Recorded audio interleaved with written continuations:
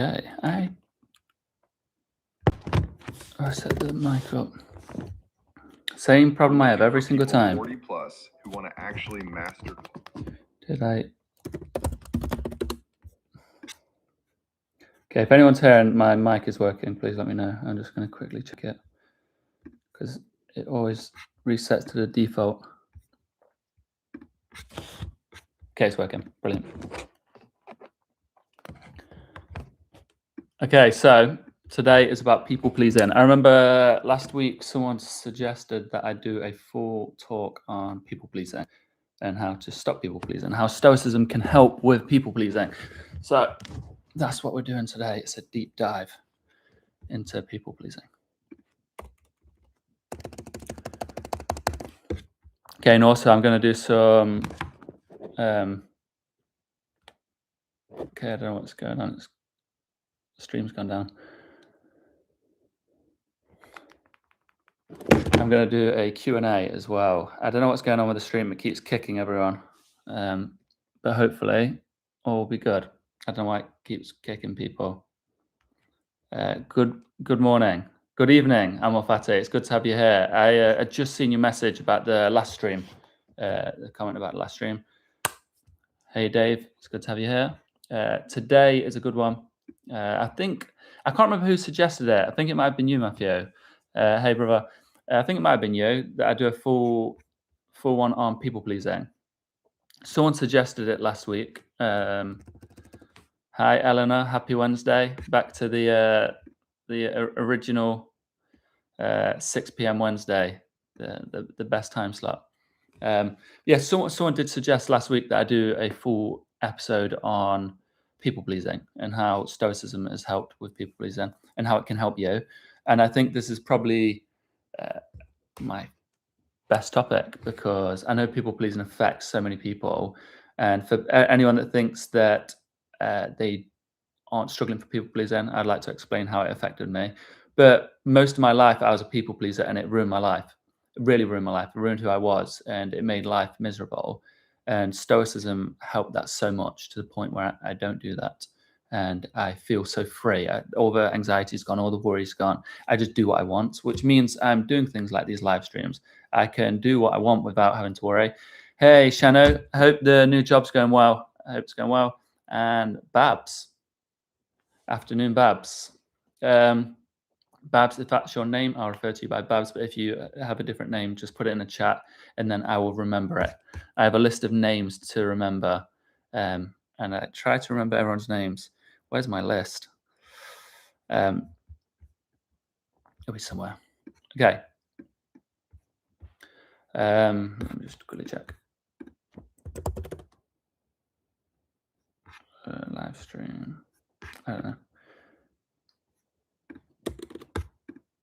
Okay, so yeah, today's live stream is about people pleasing, and I will also be answering the Q&A. I did a Instagram Q&A, which got a lot of replies. I got a load of replies actually, so I'll be answering all of them on the live stream. Some really interesting questions, some that I don't talk about in the live stream, some I don't really talk about on Instagram. People came out with good questions today. Okay, Shannon. Okay, that makes sense. But hopefully all is going well. And so yeah, today I'm going to be talking about people pleasing and how it affected me, how I got over it, how Stoicism helped me. I'm going to, hopefully the goal is if anyone here struggles with people pleasing or they know someone that struggles with people pleasing, then by the end of the stream, you'll be able to help yourself or help others. And people pleasing affects you in the craziest ways. I know many of you here, we've spoke about people pleasing and it's something that you currently struggle with and have struggled with in the past. So that's what we're going to be talking about today. And of course, like always, get involved, give your perspective, give your opinion, ask questions, agree with me, disagree with me.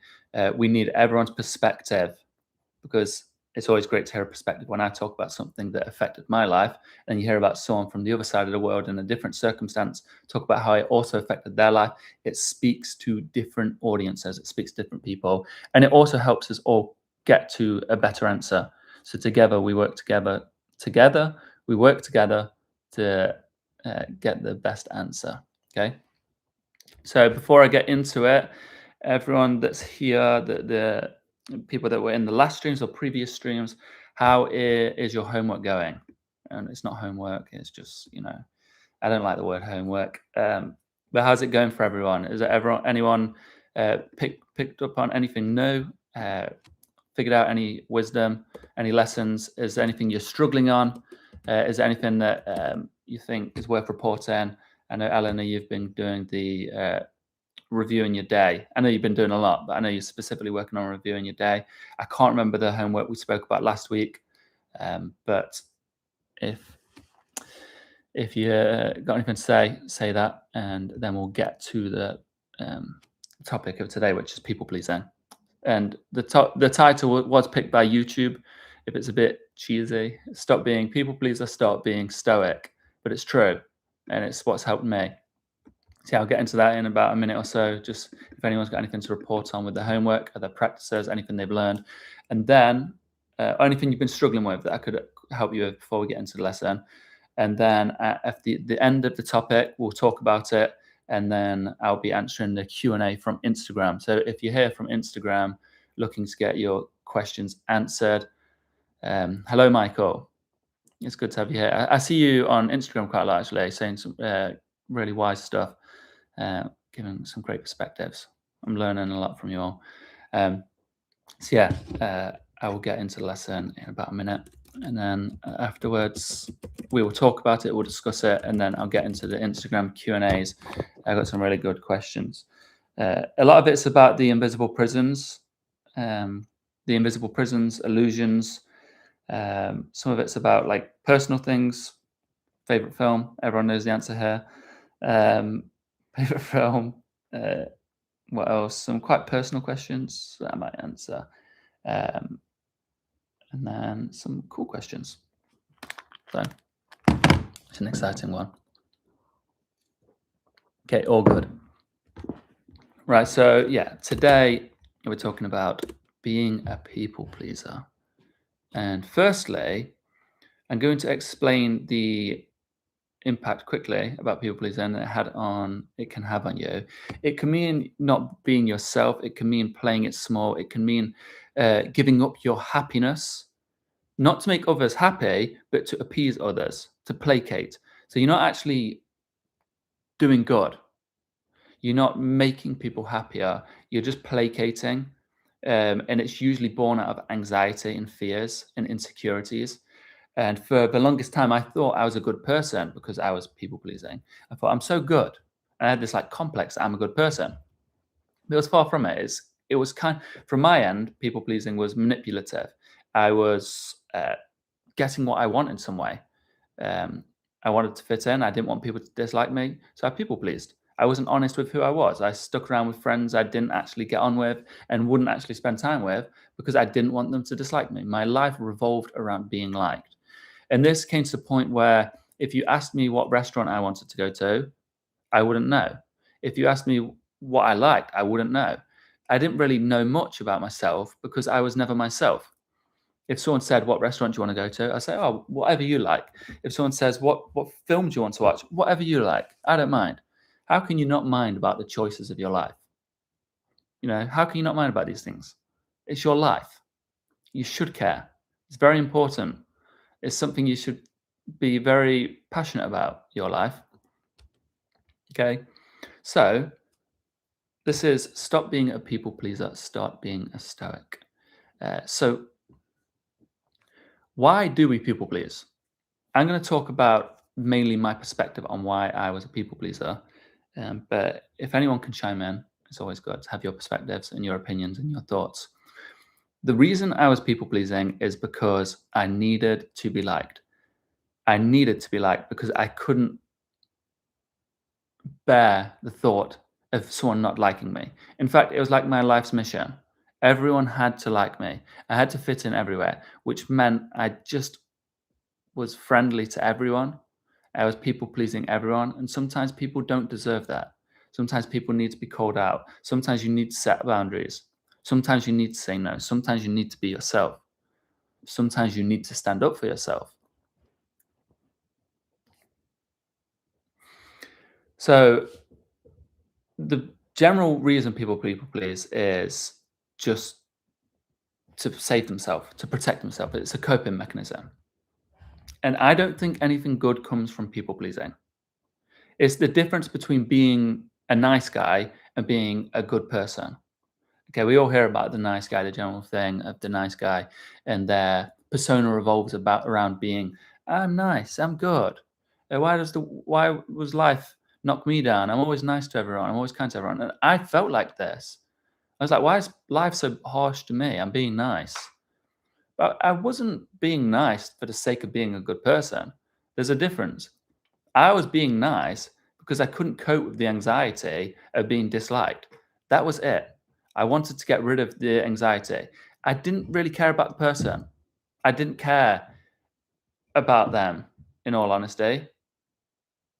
I couldn't care which food we went out to get. I couldn't care what film we watched. I just wanted to appease them. I didn't want any confrontation. I wanted them to just stop the confrontation, so I could mitigate the anxiety. Exactly, Eleanor. Low self-esteem. I had very low self-esteem and no respect for myself. And how can you expect others to respect yourself if you don't respect yourself? How can you expect to live a free, peaceful, happy life if you don't respect yourself? Okay. Okay. Just before I get fully into it, Amalfate, a quick off-topic question. Have I seen the Odyssey? I'd love my Stoic take on it. I have seen the Odyssey. I went in with very low expectations because I saw the trailer and I thought the dialogue was terrible. There's many things I thought was terrible about the trailer. And then I watched it. I was pleasantly surprised. I thought it was great. Really great film. Some really great scenes. Yeah, I won't get into too much. Maybe I'll answer that again at the end. Yeah, it does become a habit. It becomes a mindset. It becomes a perspective. Yeah, absolutely. Abusive family, Christina, it's good to have you here. Abusive family plays a crucial role. Yeah, it certainly affects it. I think most people that have a healthy upbringing with good role models wouldn't become people pleasers. But that's not a fact. It just helps. It's like the ACE scores? If you have higher on the ACE scores, you're more likely to have these certain problems. That is what I was talking about when I said the secret is to turn the discipline into devotion. Okay, that makes sense. Okay, yeah. So, so I was people pleasing to mitigate risk, to eliminate anxiety, which ultimately meant I wasn't actually a good person. I was just trying to feel better about myself. Hey, Dylan, is it Dylan? I think that's right. Hey, Dylan, just correct me if I'm wrong on that one. It's good to have you here. We just got into it, all about people pleasing today. Yeah, it is a good topic. I think you suggested it. I think it was you that suggested it. I'm not 100% sure. Okay, so what does people pleasing cost you? And also, today's topic isn't planned out, so I'm going off the cusp, and I'm really trying to. It is to push me into digging deeper into myself and my own mind, because that's a challenge I'm trying to do, and I think it brings out more value and more authenticity. So, what does people pleasing cost you? It cost me my life, and that sounds dramatic. Sounds like a hyperbole. It literally cost me my life, myself. I gave up myself to please others. I gave up my happiness to please others. I gave up my peace of mind, my freedoms. I gave up who I was, my character, my authenticity to please others. Because as long as they were liking me, then I was safe. And to be liked by everyone, which is an impossible fate in itself, to be liked by everyone, you have to tear your soul apart. You have to tear your personality apart. You have to be fake. It costs you your growth. Exactly. The day I stopped people pleasing is the day my life changed. I started growing. I started being happy. I started being peaceful. I started to sleep better. So what it cost me was everything. My hobbies, my loves, my passions, my joy, my freedom. It literally cost me everything, from the films that I watched to the food that I ate, okay, to the life that I lived. People pleasing cost me all of that. And it's very simple because I was living for other people. So if someone wanted to watch a film, I'd say, whatever you like, I don't mind. And I genuinely, at the point when I was deepest in people pleasing, I believed that. I believed that I didn't mind. And people used to say, oh, you're so zen, you're so calm. I remember I won an award at school, Steady Eddie, which isn't much of a compliment. I won an award, Steady Eddie, because that was my response to everything. I don't mind. Yeah, we'll do what you want to do. I don't care. And people used to pick up on this a lot and say, oh, you just don't care. I did care. I just didn't know it. I didn't even know who I was enough to care. Okay. And it meant that I never spoke my mind. I never stood up for myself. I never did what I wanted to do. I was never honest. I never got to get the worst of it all was there was something in me, my true self, my authentic self, as we talk about the bluebird that exists in all of us, the bluebird that wanted to get out, right? As Charles Bukowski so nicely writes, there is a bluebird in my heart that wants to get out, but I am too tough for him. I drown him out with cigarette smoke and whiskey. You know, every night we go to bed and that bluebird was saying, it would say, I want to do this. I shouldn't do this. Why did I do that? It's just a small voice in your head, you know, it's your true self. And so I drowned out that bluebird. I squashed it. And that is the worst of it with people pleasing. You feel so constricted. You feel like your life is within the confines of a prison. And you don't really notice it until you start to get out, until you start to see the bars you've confined around, you've constructed around yourself. And you don't realize how trapped you are. You don't even know there's a prison there at the start until you become free. But it is so constricting. It causes anxiety, a lot of pain, a lot of suffering, a lot of negative thinking. And what did we say? One of you put so nicely last week, but when you do not face the war outside, you start a battle within. When you don't face the battle outside, you start a war within. Okay, which leads to physical symptoms. Physical symptoms. Okay, really getting sick, real sickness, real fatigue, real migraines, real injury. Okay, this is many things that I had. I had real symptoms because I wasn't facing the world. I was starting an internal war because I wasn't living. I was being what everyone else wanted me to be. And it was no one's fault but my own. I would blame the world, but it wasn't their fault.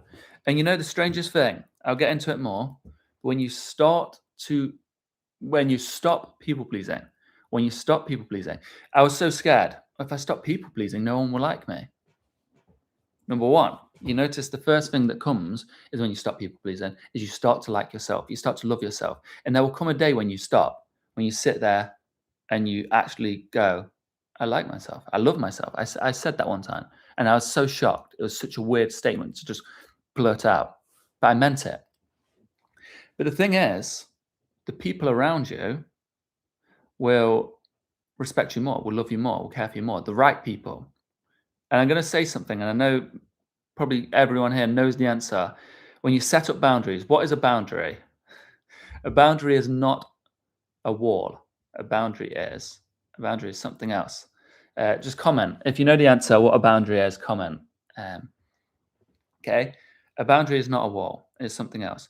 But when you set up boundaries, you think that the people you love, you think the people you like, you think that you're going to break their heart. You think that they're going to turn away from you. They think that they won't want anything to do with you because you're no longer pleasing them. It'll be the greatest gift you can give them. A boundary is a door. Okay? So it's not a wall. You're not blocking people out. You're setting up a door. So the right people can come to that door and knock on it. And the wrong people, they won't even come to your door. But if you see them at your door, you can just not open it for them. You protect your peace. You protect your energy. Okay? And it is so true. When you start to set up boundaries, when you start to be yourself, when you stop people pleasing, the real people that deserve you, the real people that deserve your love, the real people that want your love, they will keep coming to that door and knocking. Okay? No necessary to be selfish, but you should practice self-love. There's a really thin border between those two. Okay, yeah, Eleanor, there is a thin border. To me, there was a thin border.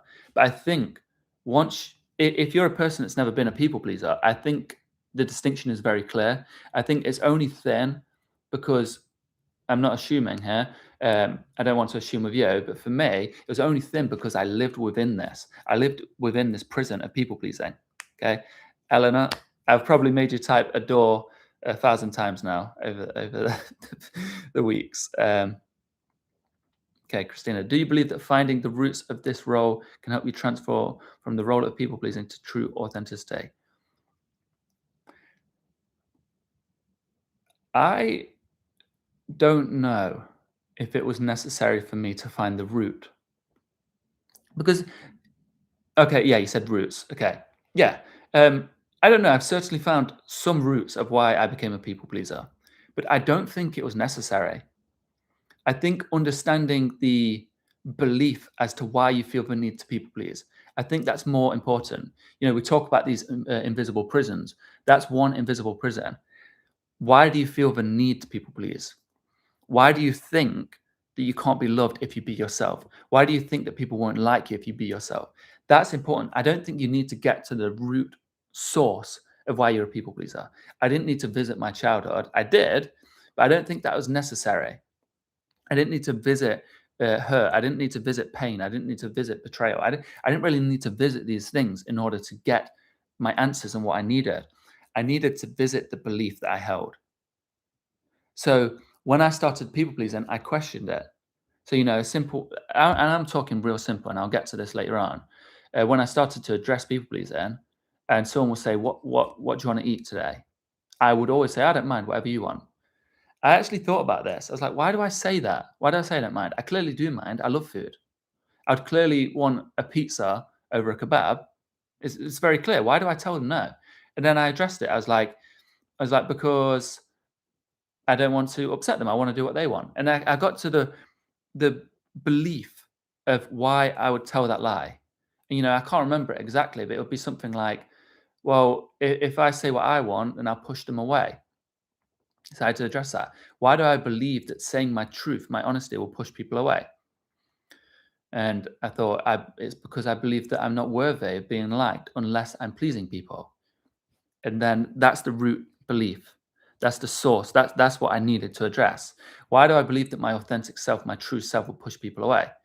And then I argued with this.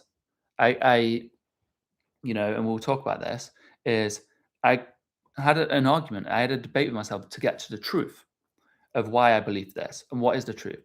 And I got to the truth of, if I want to live my life, I have to be myself. I have to be authentic. That's the only way to live my life.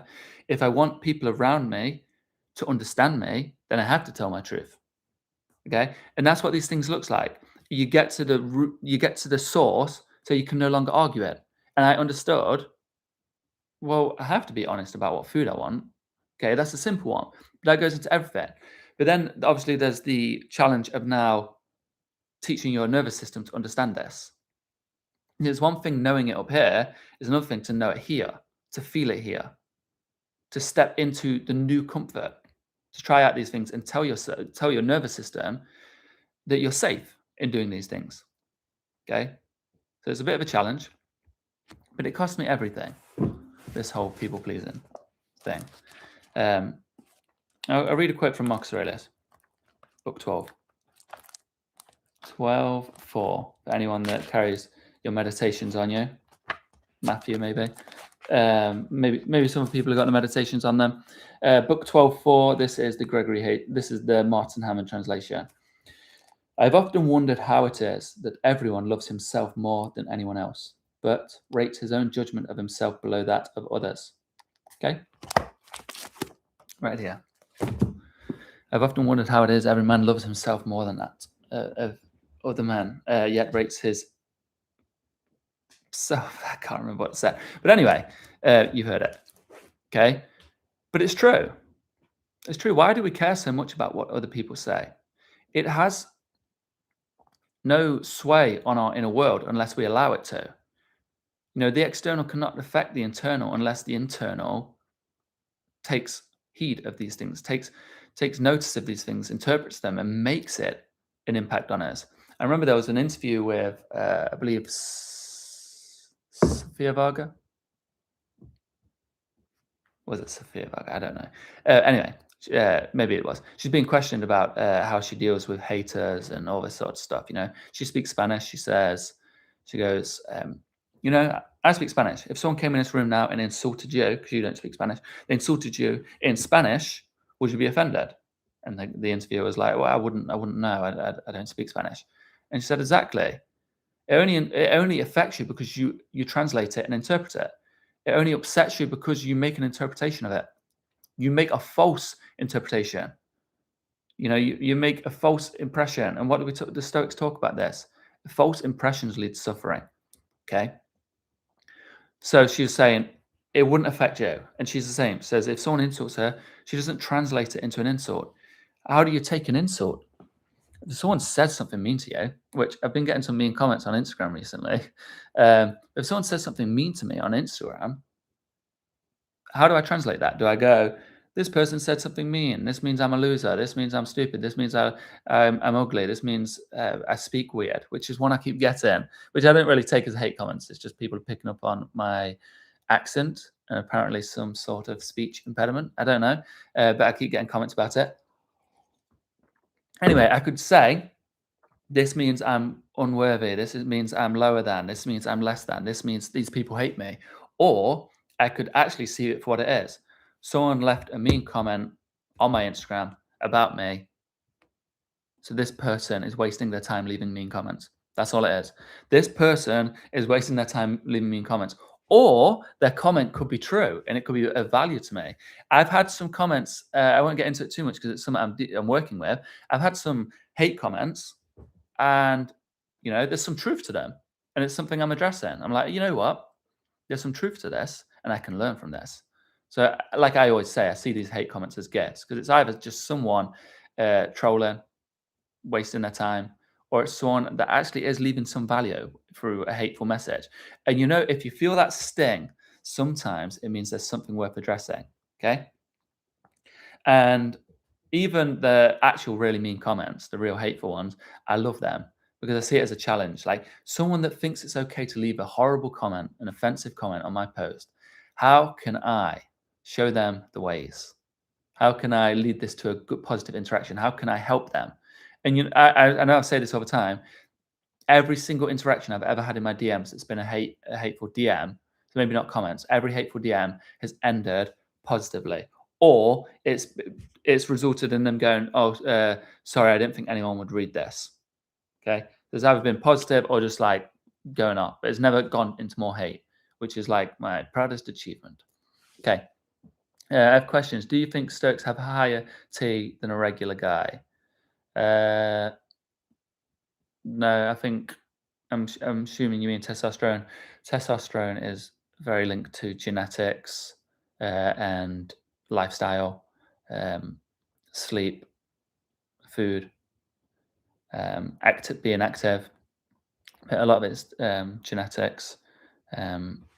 So I don't know. I don't think maybe if you live through the Stoic life, your cortisol will be lower. You'll be getting better sleep. So maybe naturally your testosterone might be a little bit higher. Okay, yeah, such a good quote. I used to be a people pleaser as well. It wasn't until I studied Machiavelli and the laws of power that I realized then began to change. Yeah, Dave, and Machiavelli's so misunderstood as well, which is interesting. He's like one of the most misunderstood people in history.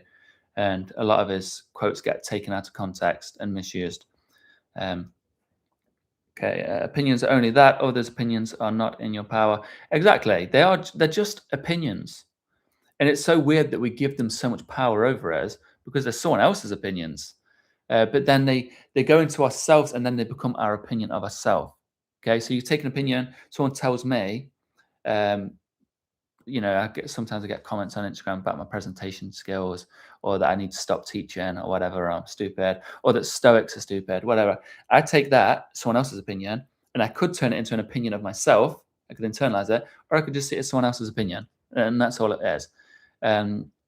It's linked to higher cognition and better control of yourself. Stoicism is linked to higher cognition and control of yourself, or testosterone is. I mean, both really higher testosterone or healthy testosterone is very beneficial, especially with men. Okay, is very beneficial for men. And I always notice when I was younger, if my testosterone was low, you less energy, lethargic, less motivation. But getting back in a healthy routine normally sorts that. And if it is dangerously low or worryingly low, you can always see a medical professional because sometimes there's imbalances in the discourses. Okay, the best, exactly, Eleanor. The best revenge is to not be like them. One of my favorite quotes. Yeah, there is a difference between critique and hate comments. The problem is, and I know you'll be aware of this because you're trying to review your day, and it takes a lot of honesty, is when we're not honest with ourselves, all criticism seems like hate. So it's something we have to be aware of. We have to just take that pause. We talk about taking a pause and assessing the thing. So if someone leaves a hate comment on my post, I have to pause, assess it. Because instinctively, when I was younger, I'd say, this person hates me, this person's horrible, or it reflects on myself. Or I could pause and assess it. Think, what is this actually teaching me? And I've learned a lot of great things from people I considered haters. They probably weren't haters. I felt a little hurt by what they said, and then I could go, oh, they're haters. It makes things easier rather than taking it as valid criticism. Okay, Shano. In Discourses, Epictetus writes somewhere that when a musician practices on his own, he is flawless, but in front of the crowd, he starts trembling. It's not because he wants to perform well, but he wants to be well received by people too. And he questions, what is the praise of the crowd? Yes, I love that. It was a sitar player. Was it a sitar player? I can't remember. I think it was a sitar player. Yeah, you're remembering. You're reading it well and remembering. I love that passage. That's on. Was it on anxiety, the anxious mind, or something? Yeah, he says. I made a video about this a long time ago. It's like it is interpretation. You're nervous because you want applause. You're nervous because the way you interpret it. So the example I gave a long time ago, let's see if it still stands up, is if I give a speech to an old relative, I wouldn't be that nervous. If I gave a speech to, I don't know who's super famous, if I gave a speech to Jack Black, maybe I'd be nervous. Okay, they're just two people. The action is the same. I'm giving a speech to a person, but my interpretation, the importance of, whoa, is Jack Black watching me give a speech? I don't know why I picked Jack Black. Jack Black's cool. It's the same thing. I'm doing the exact same thing, but the weight I've given to Jack Black has suddenly made this thing really nerve-wracking. And it's the same with the crowd. You're just giving a speech. You add a large crowd. You say there's thousands of people watching. Suddenly it becomes really nerve-wracking. You're doing the exact same thing. Okay. And yeah, if we no longer cared for the praise, we no longer cared about these things, then we wouldn't be nervous.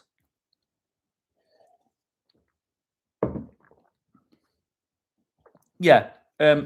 I wouldn't focus on test unless it's alarmingly low and worryingly low. Then it's worth actually seeking a professional and not just seeking quotes. Like a lot of stoicism online is turned into like high test quotes and advice, and it's kind of ridiculous. I don't mean to insult anyone if that's what you're reading and hoping it increases test.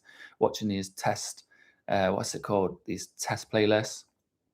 I'm not saying these are like inherently evil or wrong, but focusing on it, like I said, you're just going to get stressed out about having low test, and then your cortisol's going to raise, and then you're going to have a problem there. I wouldn't worry about it too much. Live a healthy lifestyle. Try to get good sleep. Be active. Eat healthy foods. You'll be fine. Some is genetic, but anyway. Yeah, on anxiety. I can't remember where it is in the book, but it's in this book. If you're wondering, I was talking about the discourses. Okay. So it's all good me saying, people pleasing ruin my life. It might be ruining your life. I'd like to know if anyone in here is struggling with people pleasing or has struggled in the past. I know some of you have already said, but I'd like to know if these things resonate with you. When I say about how people pleasing affected me, are you resonating with that? Did it affect you worse or not as bad, not as severely? Is it still affecting you? I'd like to know. But what it's all good saying these things, okay, and how good life can be now that you don't people please. My life's brilliant. I do what I love. I sleep just fine. I'm no longer worried about things. And I would have never done these live streams if I was worried about people think about me. And I've started like purposely facing discomfort in these areas, and that's what I did with the live streams. I started posting it to my post. I started pasting it. I started posting it to my Instagram, to friends, family, old friends, distant colleagues, all these kind of things. I started pasting. Why do I keep saying posting? I started posting it there, knowing that these people would click on or be aware. They might not be that bothered, but like what I mean is like there's an awareness there. And I did that at the start because I felt uncomfortable doing it. The idea of people who know me watching these streams and seeing me like trying to be a live streamer or whatever, there was a small feeling there of discomfort, of like, oh no, what would they think of me? So I had to face that discomfort. A lot of it boils down to hurt, discomfort is a notification. It's a signal of where you have what's the word? Insecurity. And these insecurities need to be addressed. You can't just bury your head in the sand. You have to address these insecurities. And it's a gift. Being aware of these insecurities is a gift. So when I get that notification of, oh, I shouldn't do this because people might think I'm weird. Or I shouldn't do this because people might think I'm a tryhard. Or I shouldn't post this because people might think like, oh, who does William think he is? Trying to impress people, trying to be an Instagram influencer. And I've had this comment from people I know. I've had this comment from old friends. I've had this comment from strangers of like, oh, when are you going to stop doing that stuff? Like, it's annoying seeing you all the time. Like, when are you going to stop trying to be this stoic guy? Okay. And it makes you feel uncomfortable. It's a bit embarrassing hearing old friends or friends, not current friends, hearing old friends and people that you know saying these things. It hurts a little bit, or it feels uncomfortable a little bit. And that's what I need to address. It's brilliant. When I get that little feeling here of like, oh, that's not nice. Like, I pause, assess it, and I'm like, you know what? That's a gift because there's something here. There's some unease. There's this feeling, this dis-ease that I need to address, and it's a gift. Okay, it is a gift, and I hope we can start to see it that way. I know we spoke about this last week about ascesis. We talk about ascesis. It's the same thing. Challenges are a gift from life. This pain, this feeling, is a notification from your body, from your psyche. It's a notification telling you, hey, there's something you need to address here. Open up the notification, address it. Don't just bury it. Don't avoid it. There's a notification. You got uncomfortable when a friend criticized you about doing live streaming. Why? Okay, and it goes back. We need to find the root belief, not the root source. It doesn't matter about the friend. They're just doing their thing. They're not being bad people. They're just doing their thing. They're just making a comment. If you're hurt, you're insulted, you feel small, you want to shrink, then that's the notification for you to address. You need to go, why do I feel like this? Okay. So we need to see the alternative. What is the alternative to this? How do we fix people pleasing? How do we stop people pleasing? I did it. And I've still got tendencies, okay? It's not like I'm clear. It's not like I'm out of the woodwork. So it's the same with all these things. Stoicism doesn't eliminate these things, okay? It doesn't eliminate them. It's like my anxiety. It hasn't got rid of anxiety. I just don't suffer or struggle with anxiety. I still have anxiety. It's a thing. The human body does it. The human mind creates it, okay? It's a human thing, and it's there for our survival, okay? James, lots of work. I hope today everyone is doing good. It's fine. It's fine. And I know you watched them on repeat. If you have any questions, though, get them in now. I'll answer them so you can watch it back. But I always appreciate having you here. Okay, where are we? I've lost track of the chat. Okay, yeah. On who isn't? Come on. On some level, all of us have been there. I feel like at my workplace, I tend to be easygoing. I struggle communicating boundaries. Yes, but Shanu, I know we've spoke about this before. We just need to stop becoming aware of this. We can never play it small. We can't play small to make people feel less insecure around us. We cannot do this. You need to be yourself. If people feel insecure about it, if people don't like it, that is their problem. And of course, some people go, oh, if I just be myself, I'm just going to be an ass and be mean to people. Well, no, that's not yourself. That's another coping mechanism, pushing people away, being mean to people. You know what it means to be yourself. Okay, only when it comes to my child, but that is a different story, I guess. Sorry, Alan, I can't remember what question I asked about. I'm referring to my assistant. The thing is, I learned a lot from him. He has been working for the last 13 years and is now new to his place. His experience has been helping me a lot.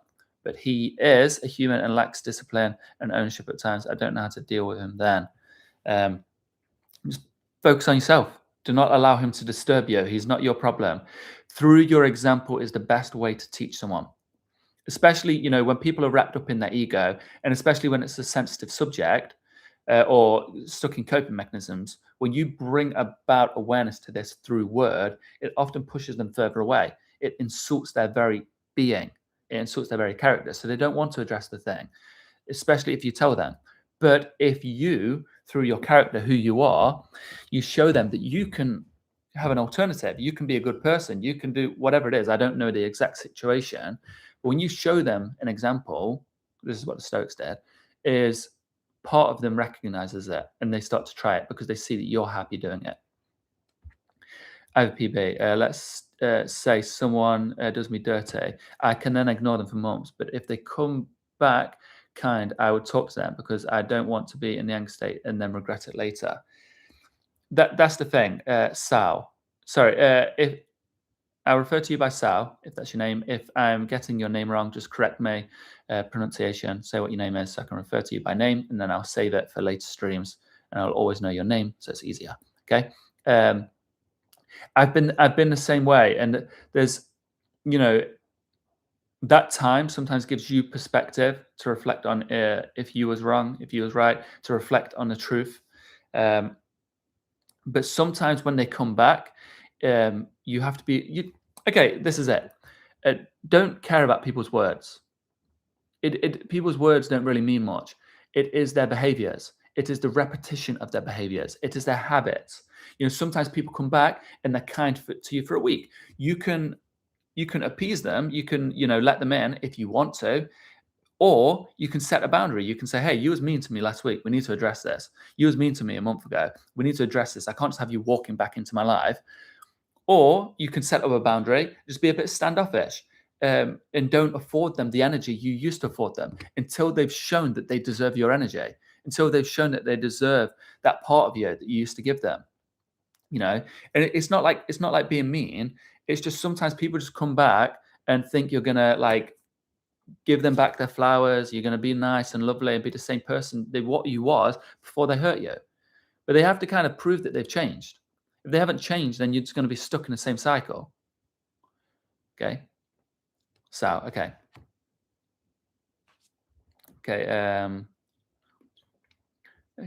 How can we know if we're acting from virtue or just seeking other people's approval? Okay, this is a good question. It comes with a lot of practice of understanding the virtues and reading examples. This is why I love Epictetus. You will learn about the virtues. Marcus Aurelius, you'll learn about the virtues so well. There's one thing in theory is understanding what the virtues are. Theory is very valuable to understand what they are, but then we need to start acting on them. We need to see them in others. We need to understand what these things are. So when we act from virtue, we'd never betray ourselves. We don't betray others. We never play it small. Virtues do not require you to be in the shadow. It never requires you to play it small. It never requires you to betray yourself. Okay? And people pleasing requires you to lose a part of yourself, to hide a part of yourself, to be inauthentic in order to please others. Whereas virtue never requires that of you. Virtue requires you to shine in order to be good. When I post on my main channel, I almost want to hide it from people I know. Yeah. And that's the thing, Dylan, right? Is something I noticed. When I started posting a long time ago, I got very insecure about so many things. Okay. There was so many things visually, verbally. Mainly mine's always to do with my character. Like, oh, people are going to think I'm trying to be someone. People think I'm trying to be an influencer. How cringe. Anytime I got these feelings, I thought, brilliant, that's a signal. That's my insecurity there. I need to face it head on. If I feel insecure that people think that I'm trying to be this influencer, then I need to do that 10 times. I need to face that insecurity 10 times. So I'll post 10 times in a row just to face that insecurity. I don't care. I like my Instagram videos. I don't care how they do. I don't care what people think of them. I'm really glad they help people, and it's really good having the feedback and the community that we're building from it. But I don't care if people think they're cringe. I don't care if people think it's stupid or they think anything about me. And I've had that feedback. I've had people tell me it's cringe. Like, when are you going to pack this in, William? It's cringe, right? I've had people do that, and I don't care. I'm doing it for me. Like, and when I say me, I mean my inner works. So if I have any insecurity, I post it in front of people. It's the best way to face the insecurity. If I'm insecure about a certain way I look, I'll record in full HD with the back camera in a well-lit environment to fully see my face, all my visual insecurities, and I'll post that 100 times. So I post without even caring anymore. If I'm bothered about my opinions, my personal opinions, my authentic opinions, okay, then I'll start to be as authentic as possible and post it 100 times. If I'm bothered about my words, my poems, my vulnerabilities, I'll post 100 times me being as vulnerable as possible, me talking about my anxiety, me talking about my depression, me talking about my weaknesses, my shadow. And I'll post it 100 times until I no longer care. Because I don't want to care about these things. Our life's too short about life is too short to care about these things, to care about what other people think. Okay.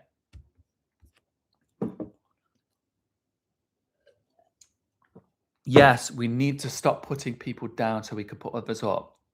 Eleanor, do you know the alternative is that we need to pull ourselves up, we need to climb the mountain, or we need to climb out of the hole so we can pull people up with us. That's the great gift. That is the greatest gift, is to be able to get to the top of the mountain. I remember Inky Johnson said this. He says the reason we get over adversity, is so we can lean back and help others back over adversity. We've gone through the darkness so we can be the guiding light for others. Okay. We can't play small to make people feel less insecure around you. Such great advice. Yes, that I was actually paraphrasing Coach Carter. One of my favorite speeches of all time. There's a poem read in Coach Carter, and I love it. Shit on your character. Practicing virtues equals honoring oneself. Practicing virtues equals the best thing you can do for yourself. Okay, exactly. I'm glad we've got it. Why is it? It's because that's basically the fundamental goal of Stoicism. That's the telos, the end goal of Stoicism. Ultimately, simply put, is to live through virtue. Because the Stoics wanted us to live in accordance with nature, and they believed that human nature, this reason we have this reason, is to use it, is to perfect reason, to use reason perfectly, which is to follow virtue. Okay. Now, there's other things living in accordance with nature, understanding what is in your control and out of your control. But ultimately, if we live through virtue, then these things fall into place. Okay. So Marcus Aurelius said, waste no more time arguing what a good man is. Be one. Okay. So, what was the Stoic alternative to virtue? Because virtue sometimes means, sorry, got a bit off topic there. What was the Stoic alternative to people pleasing? Okay.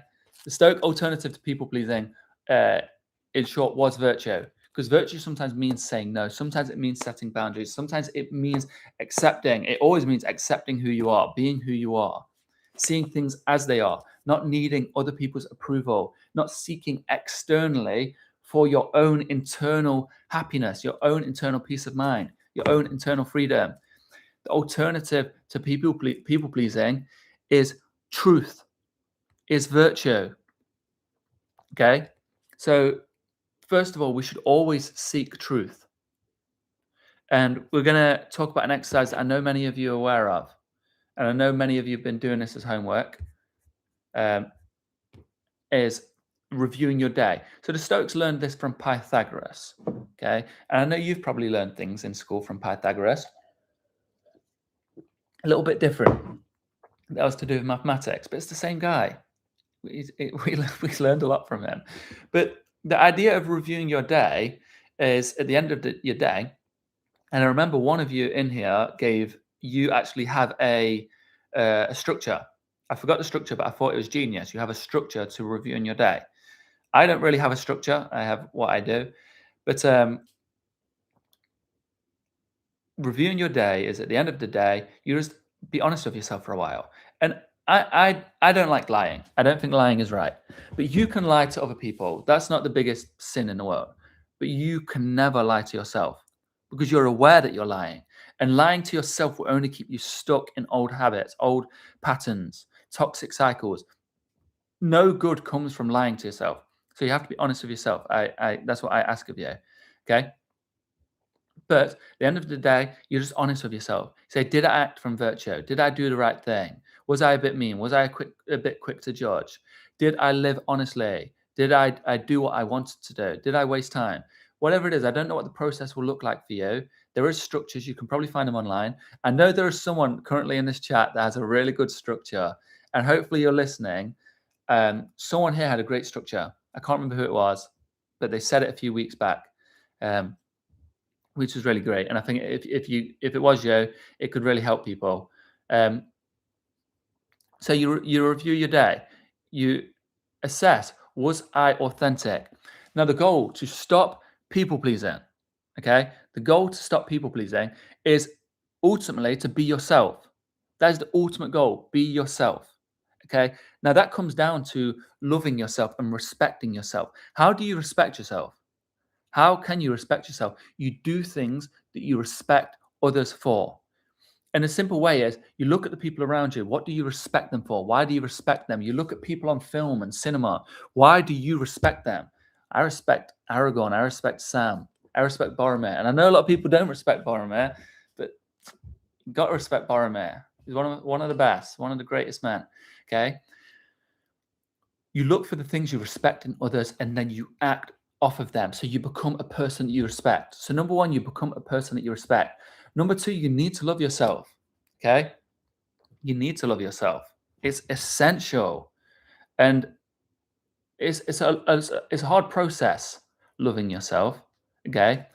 But the only way we can love ourselves is by being ourselves. Okay. So how do we stop from start to finish? How do we stop people pleasing? Okay. How do we stop that? I'm going to answer that. But first, I'll just get back to the chat. Where are we? When I first started posting, I did it for myself, and I tried to keep that in mind. The fear of disproof or rejection can still lead me to try to change what I want to do. That's the thing, is like, I've noticed with posting, sometimes I get caught up in it, like, oh, this one didn't get much likes, this one didn't get much whatever, or this one did get more likes, so I'll start tailoring that.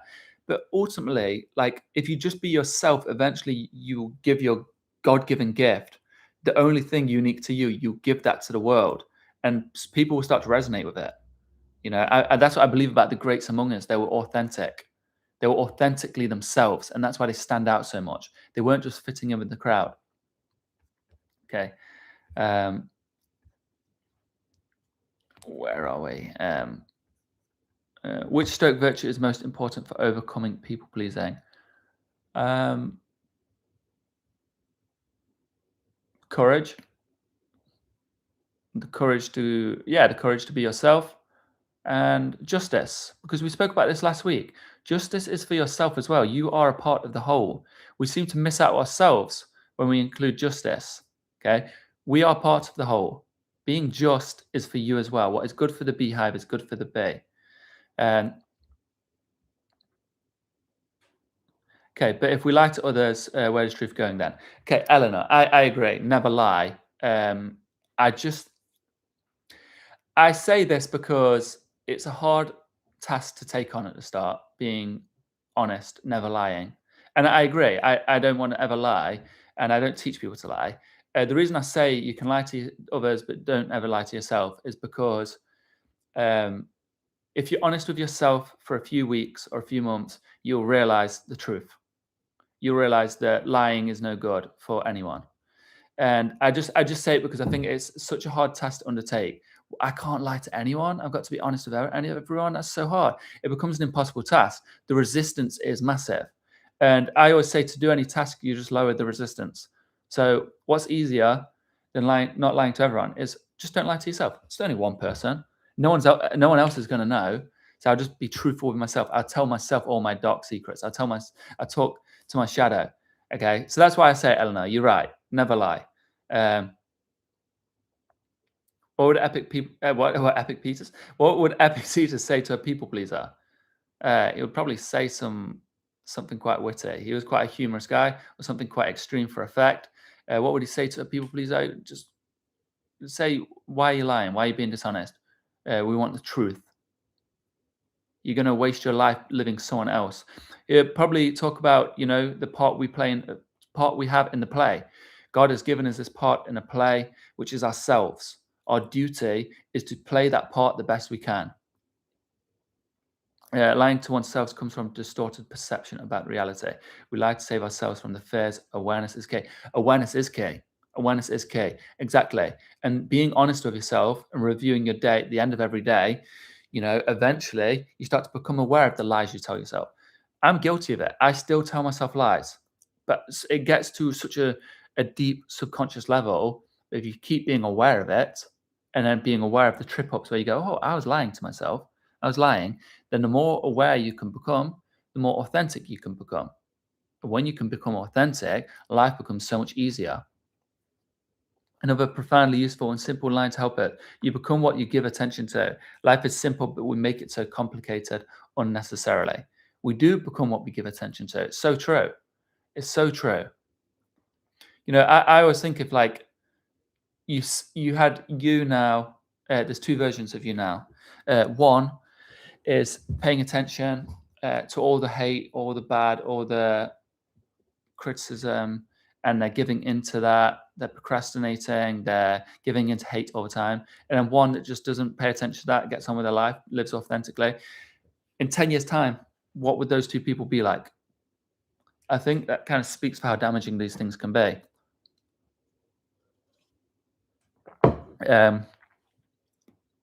Book recommendation, The Courage to Be Disliked. Yeah, I've never read that. I see it recommended a lot. Thank you for the recommendation. APXLLN. APX, if you have a name, put your name in chat so I can refer to you by name. It's just easier that way, so I'm not calling you APXLLNXN. And then in future streams, I know who you are. I admire people like Dave Levy, season 6 Hell's Kitchen winner. He went while having his right hand fractured. He was so focused and determined to do what he's got to do. I respect that. I haven't seen him. That's worth looking into. Indeed, life is hard. No matter who you are, choose your heart. Exactly. Pain, suffering is a fact of life. As the Buddhists knew this. The Stoics knew this. Dr. Michael Segru says, all men suffer, but not all men pity themselves. Okay? You do choose your heart. But the thing is, it's like life will hit you regardless, okay? Life will hit you. Life will knock you down. Life will hurt you. But most people spend their lives running away from it, and it will just keep hitting them as they're running away, and they'll suffer from avoidance. They'll suffer from the thing. They'll suffer more. Whereas if you just face the storm head on, then you cut it out and you grow from it. We can't mitigate suffering. We can't eliminate suffering from life, but we can get stronger. It's like if life is making you carry a heavy weight, okay? Many people just avoid the weight and they're just crushed by it the whole life. Like, oh, I'm being crushed by life. I'm being crushed by life. But some people train and they learn that they can carry this weight and with ease. Okay. I'm curious on the best way to talk to my shadow. Might be a topic for another day. Okay, Dylan, this is a topic for another day. I highly recommend Jung. And the reason it's a topic for another day is I could talk about it for hours. But I recommend Carl Jung. Carl Jung.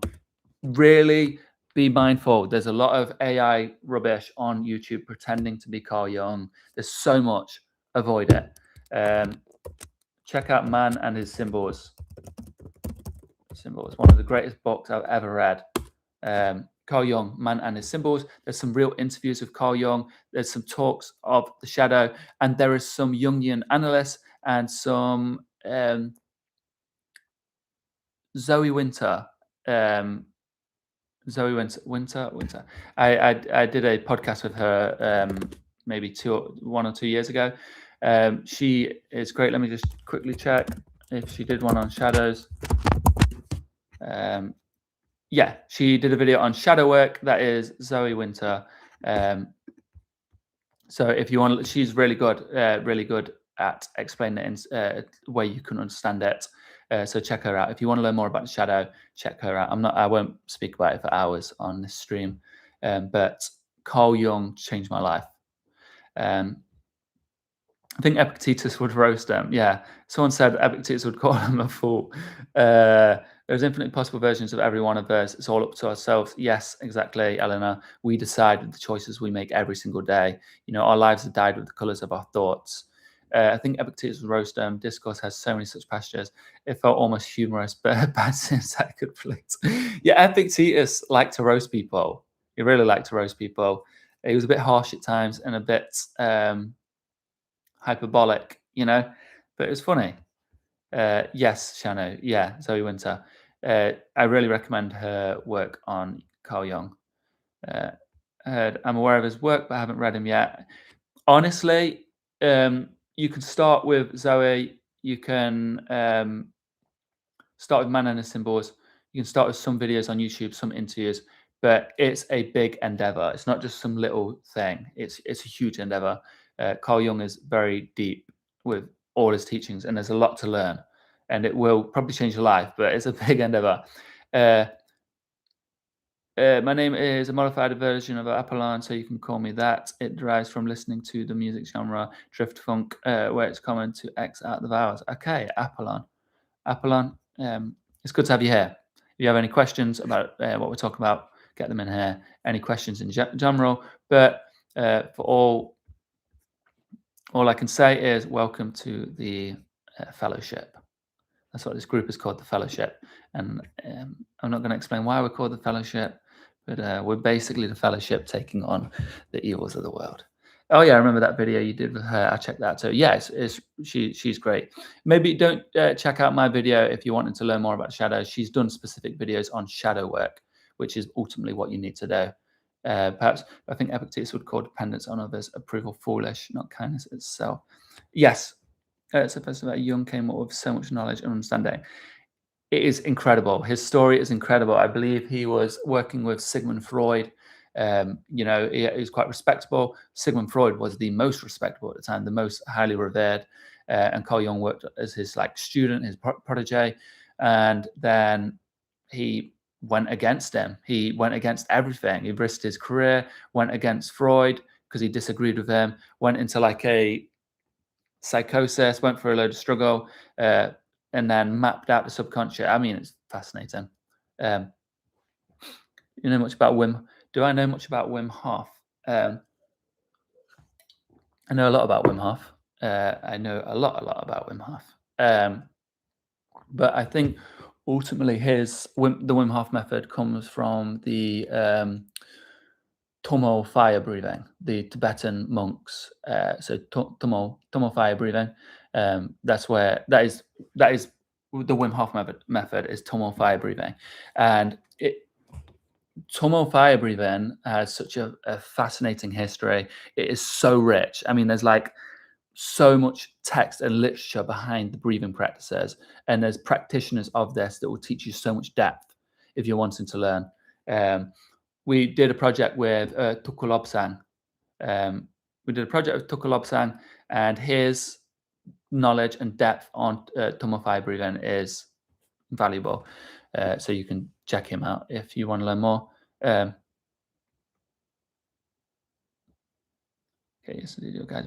Okay, so I went a bit off topic. I was supposed to explain how to stop people pleasing from start to finish. And I'll say one sentence, and I say this about all progress, all personal growth, all self-help needs to stem from this one thing, okay? Well, number one, as Alan Watts said, the biggest mistake we made is we take seriously what the gods made for fun, okay? Tukul Lobsang said the same thing. Mike Tyson said the same thing. We take life so serious. It's just a joke. It's meant to be a bit of fun, okay? It's not meant to be taken so seriously. So my number one piece of advice is have fun with it. Don't take it so seriously, okay? So if you are currently a people pleaser, or you know someone that's a people pleaser, this is the first thing you need to do. This is the first bit of advice. Have fun with your new life, okay? And it's not really a new life, it's discovering the real you. But have fun with this new venture you're on, okay? So it started out with me, and I'm being serious here. This is how low it started. For you, it might start even more small, or it might start bigger. I started to challenge it. I wanted to stop people pleasing. I wanted to be myself. So I started to challenge it. And it started when people said, "What do you want to eat for dinner?" I used to always say, "I don't mind, whatever you want." But then one day I was like, I'm going to challenge it. And I said, I want to have a dal. I want to have a dal. Okay. And that was it. I want to have a dal. I said my statement. I want to have a dal. And I know that sounds so small for people that don't people please. For me, that was huge because it meant I could risk offending someone. I could risk ruining someone's day. Oh, William wants a dal. Now we have to decide, do we have dal? Do we have pizza? Okay. And they didn't care because, of course, they wouldn't care because I'm just saying what I wanted. Okay. And this went on for a while. Then I started to say what I wanted to do. Someone said, "What restaurant do you want to go to?" I want to go here. What film do you want to watch at cinema? I don't even want to watch a film. Okay. I started just being honest, just having fun with it, deciding like, what would I actually want to do?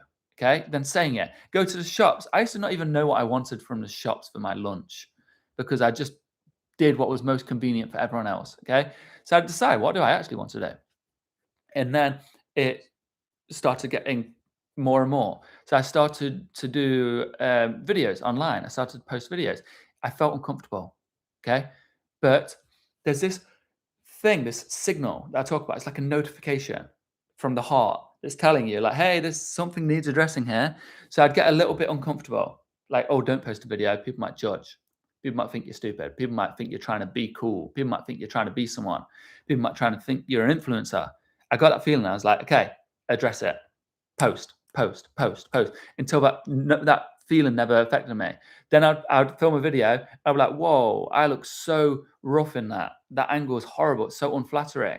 And some of them, I'd get comments about like certain things, certain aspects to my appearance, certain aspects to my voice, certain aspects to whatever. And it made me feel insecure. So I was like, right, I need to double down on that. I need to use that unflattering camera angle 10 times until I don't care about the unflattering camera angle.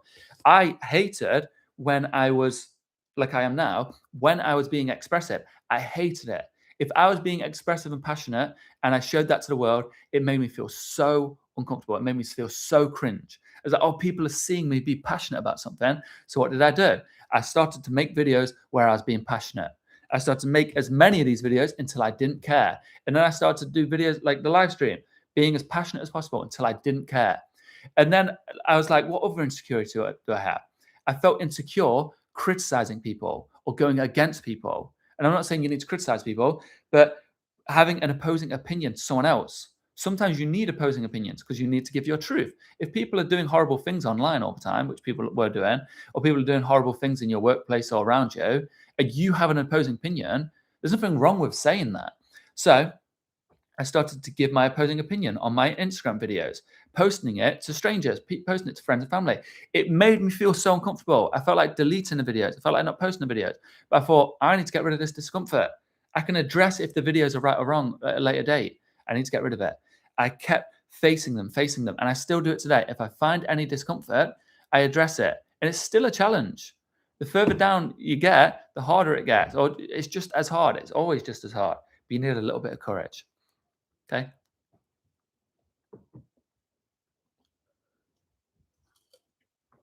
There is so much benefit to the fire breathing. Now, some of it is worded where it sounds mystical, it sounds insane, it sounds wild, but there's so much truth to it. There's so much it can help you. It's really worth trying out. There's tiny changes every day. Oh, really?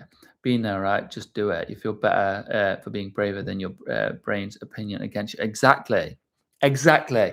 Sometimes I think like you care so much about other people's opinions, but when you go to bed at night, you sit with your opinion about yourself. And like The example I always give, like say your doctor's told you really need to go to the gym. You need to start working out. Your physical condition is deteriorating, and having some extra muscle and some, healthier cardiovascular, better all this, that would help you a lot to live a healthier life. Okay, your doctor says that, and you want to go to the gym, but you're like worried what people will say, so you don't go to the gym, and then you go to bed at night going, I don't like myself. I'm so bothered about other people's opinions. I sit in poor health. I'm so bothered about people's opinions, I'll allow myself to feel shame. Okay. And then you think, what's actually worse? Going to the gym and someone makes a comment, or laying in bed every single night with yourself, knowing that you betrayed yourself. And that's the same with your authentic self. I was going to bed every night knowing that I wasn't being myself, knowing I was playing it small. Okay. I just need to save someone's name. Apollon. Okay. I just like to save names just in case the next stream I forget anyone's name. I can revisit and remember everyone's names. I always enjoy your talks. It really takes me outside my own head where I spent too much time, I guess. It's always good to have someone like you where I get away from my seriousness. Yeah, it's being in your head can be a dangerous place to be, especially with no outside input, because you start to enter an echo chamber, and that can be really damaging. You want to get out of your head into your body. That's why things like exercise, walking, yoga, Pilates, all these things, dancing, martial arts, these are really valuable to get into your body. We're not, humans live as if we're just this brain. We're a full being. There's a body with a nervous system. There's so much that goes on. There's so much that goes into the human. And when we just live in our heads, it's a dangerous place to be. Okay. Hey, weirdo, it's good to have you here. And I'm expecting something wise is going to be in this comment, because there's always something wise from your comments. It's like most things you say is like an ancient aphorism. Okay, you got to dance like there's nobody watching, love like you've never been hurt, sing like there's nobody listening, and live like it's heaven on earth. The thing is, as Jesus said, the kingdom of heaven is within you, and you're right. Who cares? The thing is, like, eventually, who cares if no one's watching? Who cares if someone's watching? And yeah, you got to live like you've never been hurt. We learn lessons in life. We grow through life through being hurt, but we can still live fully. I've got this. Where is it? Can you see that? This is on my Discord. Says, "Lead with love." That is a reminder. I use that as a reminder whenever I've been hurt, whenever felt like I've been betrayed, whatever in life, or I feel down. I always lead with love, and it can be a hard task sometimes, but it's just a reminder: lead with love. Doesn't matter what's happened in the past. You have to try lead with love. It will lead to a better life.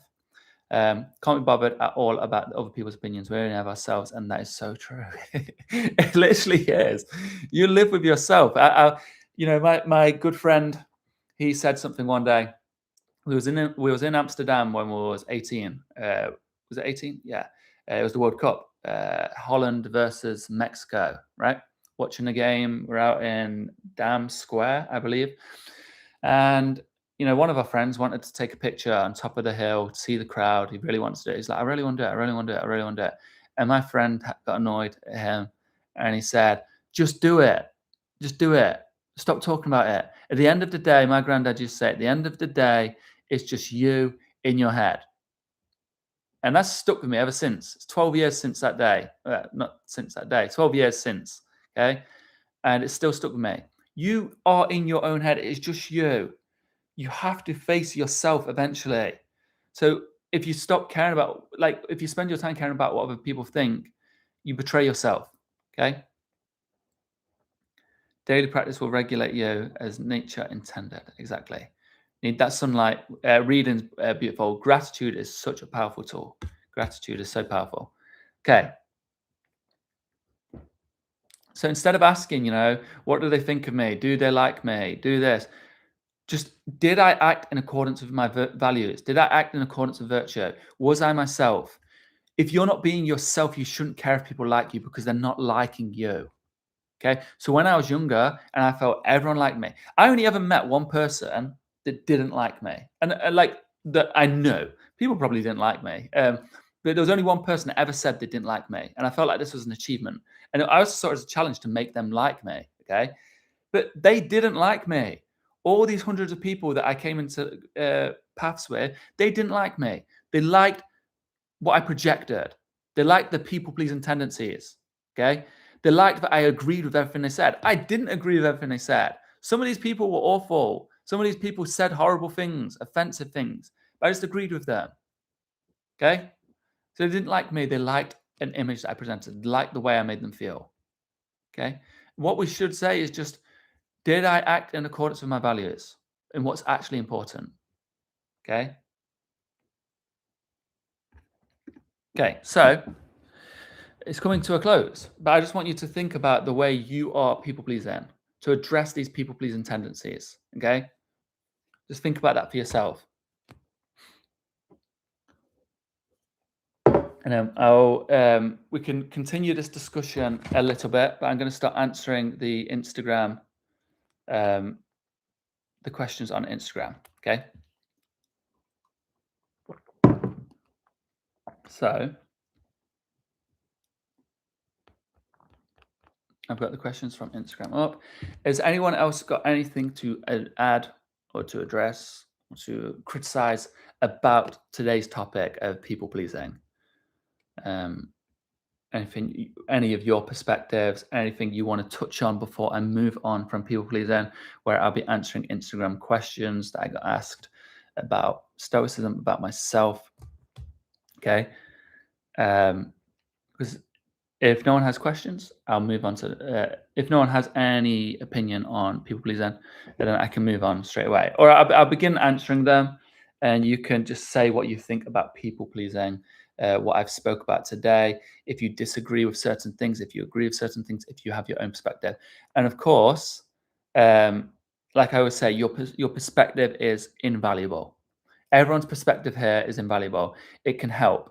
If you think like, I always felt, true story, I wanted to stop sharing Stoicism at one point because I was just a young guy. I was like, who am I to say? Like, who should I be teaching Stoicism when there's these professors, these rich, successful professors and people and all this? And I remember I was speaking to Adisa, who I'm doing a podcast with him soon, actually.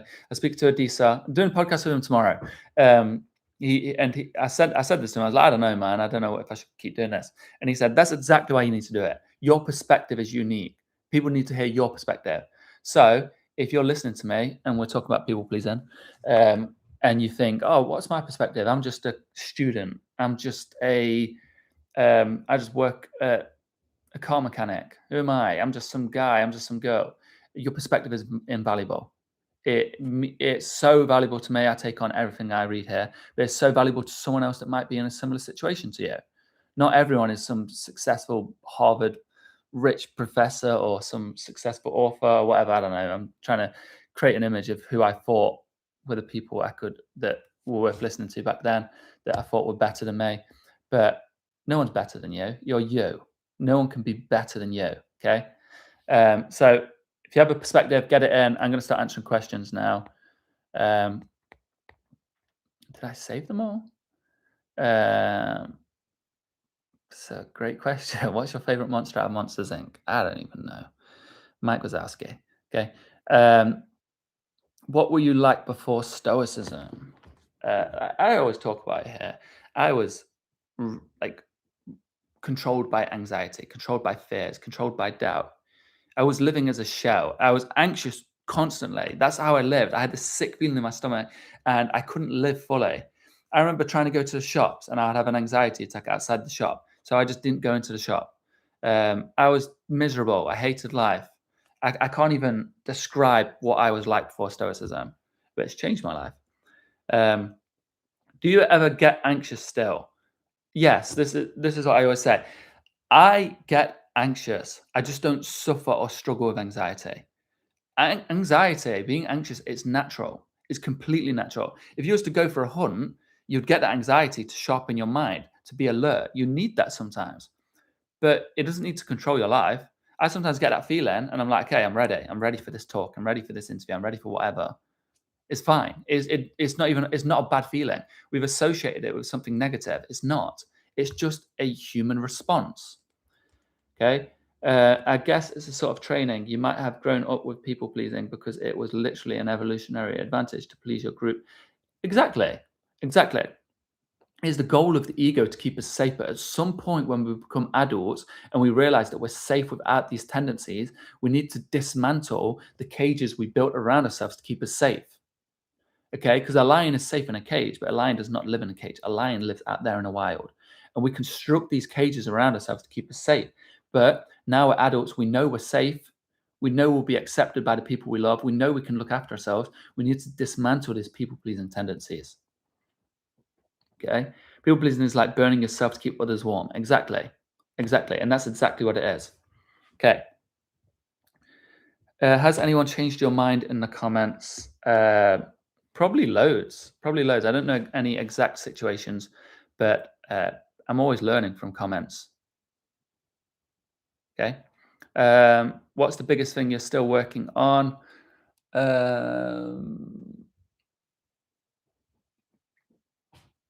Being authentic. Being authentic. I think it's my biggest pursuit at the moment. Any insecurities I have, I try to face them head on.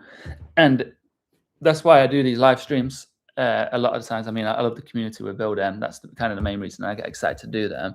But a lot of it is I purposely arrived to some of them unprepared. Like today, I arrived unprepared because it's a bit scary. I'm like, oh, what if I'm just sat there, everyone's watching, and I don't know what to say? That's an insecurity of mine. I should be very secure in what I have to say. I've spent years practicing and learning these things. I shouldn't have to write out a list of everything I'm going to say. And that's what I'm working on. What do you think the meaning of life is? I say this every time. I don't care. We don't need to. We don't need a meaning. It's like, what's the meaning to a really fun film? I don't know. Just enjoy it whilst it's there. Just enjoy the thing whilst it's there. What's the meaning of having a good day out with your friends? Who knows? Just enjoy it whilst it's there. Just be present in it. When we try to assign meanings to things, we ruin the thing that we're doing. It's like people watching these films and they try to what does it mean? What is this? What is this? And they're criticizing it whilst it's going on. Just enjoy it.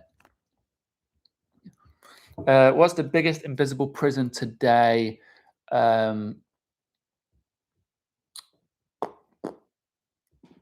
The idea that things outside yourself can bring you anything internal, or it can bring you is that right?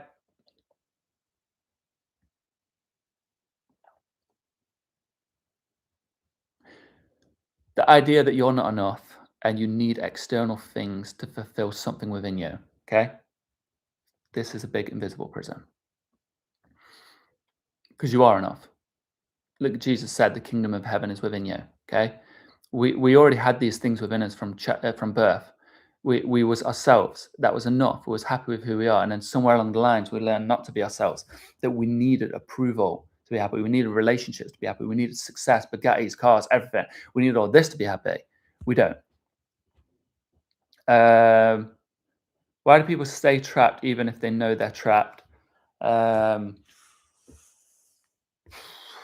Childhood wounds, nervous system, ego, mainly the ego. The ego doesn't want to accept things. The ego wants to keep you safe. The ego wants to keep you safe, and it feels safe trapped in toxic cycles because it's familiar. We go to what is familiar, not what is good. So we stay within the familiar because at least it's safe. We've lived there before. We can live there again. But oftentimes, doing the right thing for us means stepping outside of the familiar. Okay, whatever you're feeling right now is not anxiety, but passion and excitement. It's true. When I was going to do talks, it was excitement of what could be, what I might do. But then you grow up, you realize your inner wishes collide with your group, family, friends. So it's up to oneself to go your own path. Exactly, the path appears beneath the foot that takes the step. Only you can walk your path, and you only walk it by just stepping boldly into the darkness. I really would like to hear your opinion on the book. Demian from Hermann Hesse, if you ever find time to read it. Okay, I've never read it, but I'll add it to my list. Let me just copy that onto my notes because I get recommended a lot of books here. Okay. Who do you look up to? Who do I look up to? So many people. So many people. Steve Irwin right now. You know, I was looking at a thing like the most famous people to ever lived, and Steve Irwin was at the top of the list. And I was like, he worked at a zoo. He worked at a zoo. Like all the other top people were like political leaders, actors, movie stars, sports stars, and then there's a guy that works at a zoo. Incredible, but it was more his just passion for what he did. He expressed his passion so purely. Okay.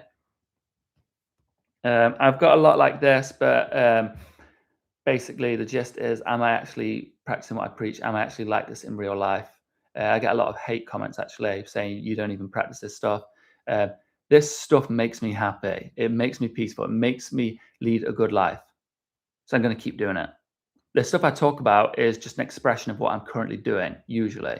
Or, you know, the only thing I can say is most of the things I speak about, the way I speak on Instagram mainly, my videos that I speak about, because there's comments from there's messages from Instagram.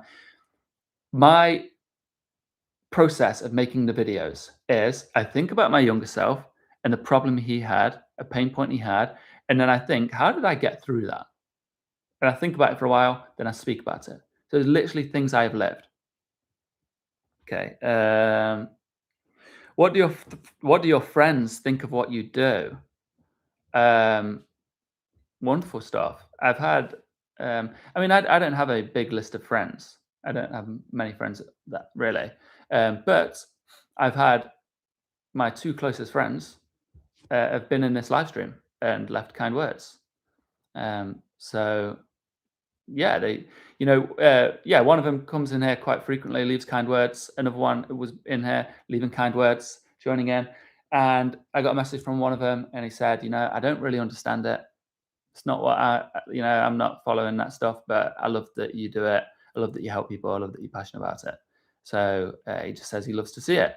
So that's what my friends think. I'm lucky to have good friends, I believe. I've had old friends that laugh at this sort of stuff, criticize this sort of stuff, but I don't really hang out with them anymore. I'm not like against them. It's just our paths aren't interlinked at this current moment. Who knows? Paths change all the time through lives. Were you always like calm like I am now? Externally, I was perceived to be never angry. People would always say, well, he's never angry. You're always calm, never angry. But internally, I was on fire.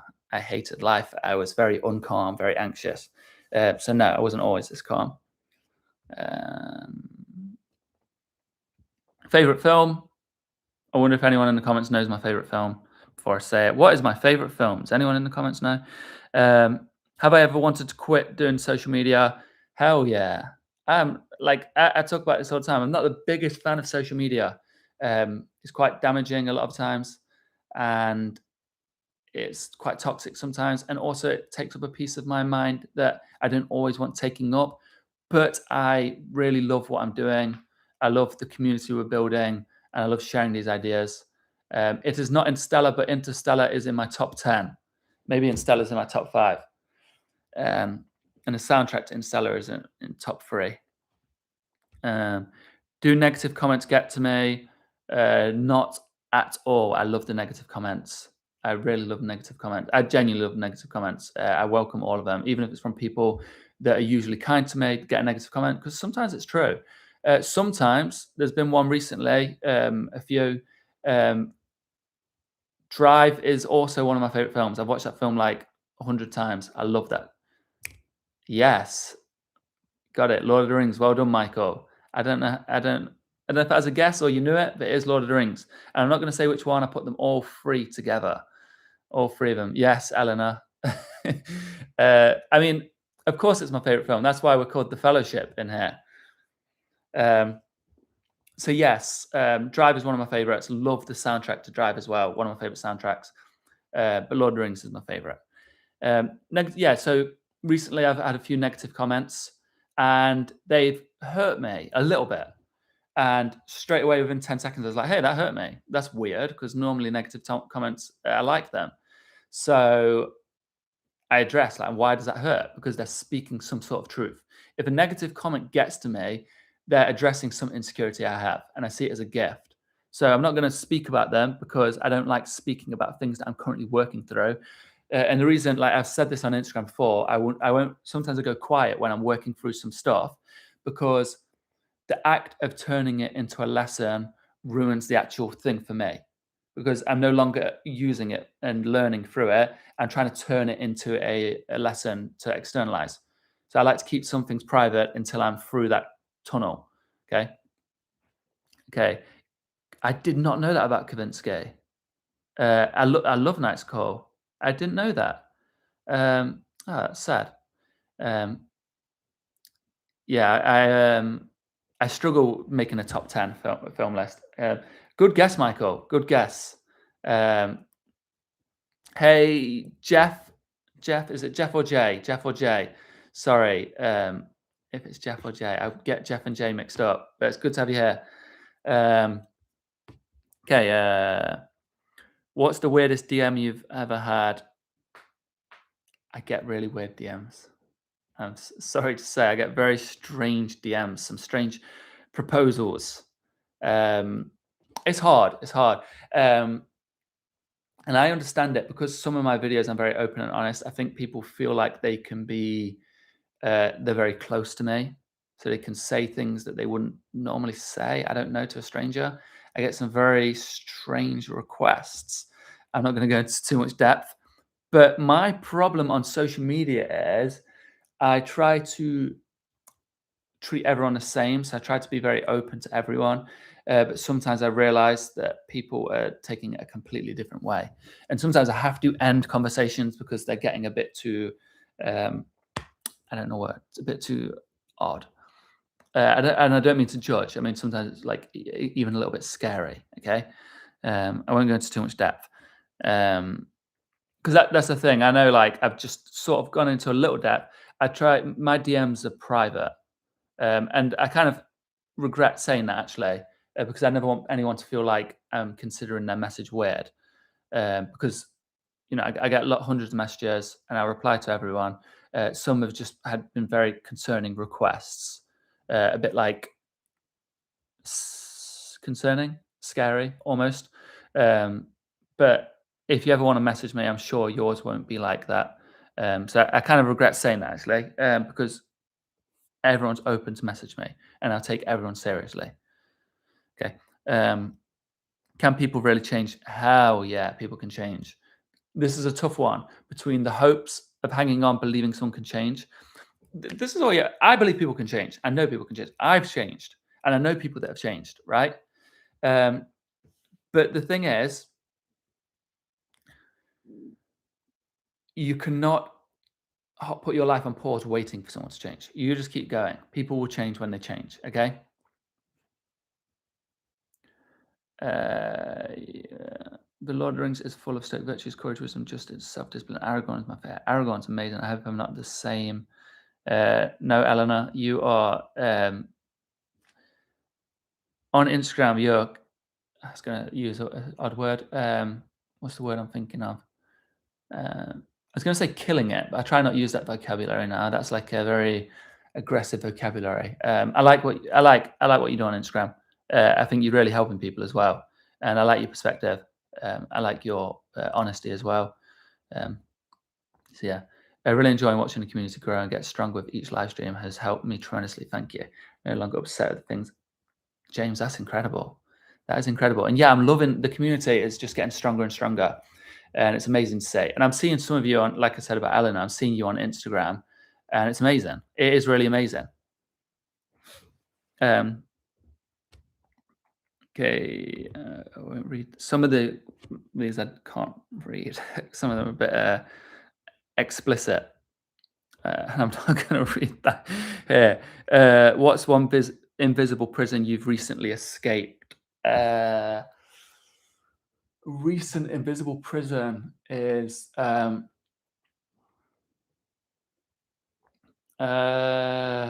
invisible prison that I've recently escaped.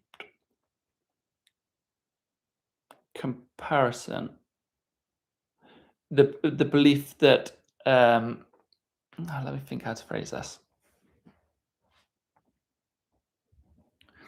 That if I was someone else or I was like someone else, then I would be accepted. I would be better. And this is very recent when I turned 30. I've only just turned 30. I kept comparing myself to other men of a similar age, their looks, their success, their character, everything about them. I was comparing myself, and I never usually did this. And I think it's just because I got to 30 and I started comparing. And I felt like if I was more like them, if I looked more like them, if I acted more like them, if I had a life more like them, then I'd be happier. Which was weird for me because I didn't do this. I caught it, and I had the strangest realization. It's the most obvious realization, but it changed my life. At some point, I thought, I am me. That's the truth. I am me, and no one else could be me. And that is the greatest gift I've ever been given. Doesn't matter. And nothing. What they look like, what they sound like, what they act like, their character, their unique talents, everything. They are not me, and they will never be me.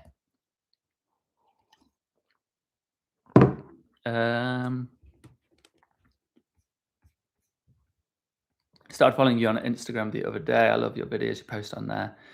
Yes, I haven't been posting as much recently, actually. I've just not felt the pull to do it, but I'm starting to feel a pull again. So I'll probably be posting more there. I love community as well. I even got inspired from it and started writing lately. Ellen, I love it. I love that you're writing. A long week with no lessons sometimes is a lesson in itself. Where am I now?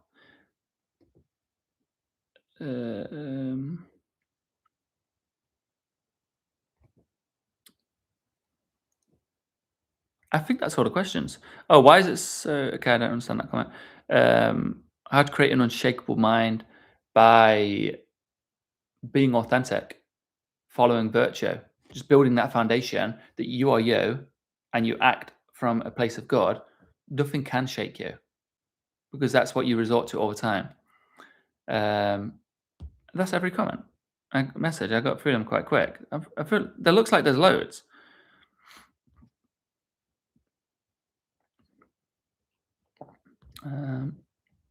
Oh, if money didn't matter, what would you spend your days doing? I would be doing what I'm doing now. If money didn't matter, I'd be doing what I do now, but with more time to do it. Maybe I would have people to help me do it, just to set things up to make it get a bigger outreach. I'd probably be setting up more community things, maybe even in-person things, to really, really work together as a group and help each other. I'd be spending more time. I'd be spending money on, mentors and learning from people.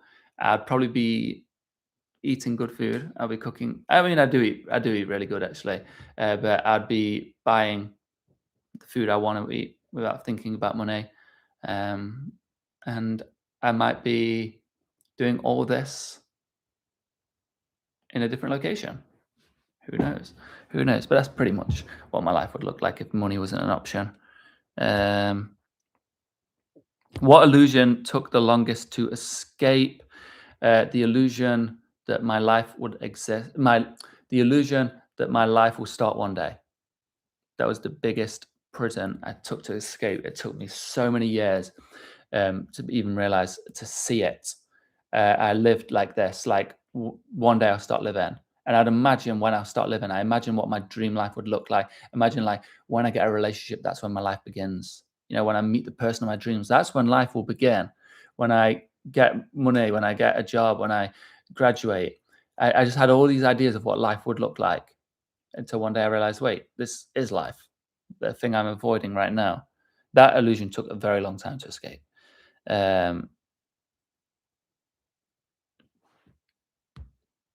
That's everything. Okay, that's all the comments. Okay, be yourself, for everyone else is already taken. Yes, it's true. I like that quote. Start reading Seneca's letters. There you'll have lessons in obvious all through his writings. Yes, I agree. I agree. I like I used to give Seneca a hard time many years ago until I read him a bit more. So maybe that's a lesson for me to not judge Seneca. What would be professions you wouldn't be working in? What would be professions you wouldn't be working in, and why? Um, Ones, if any, that made me betray my character, I wouldn't do. But I kind of would enjoy any job. Um, I don't like being useless and being idle. So a job that doesn't require much of me, I don't like. But I've been a cleaner. I've been a construction worker. I've been a bricklayer. I've been a labourer. I've been um, house removal person. I've been a kitchen hand. I've been a sous chef.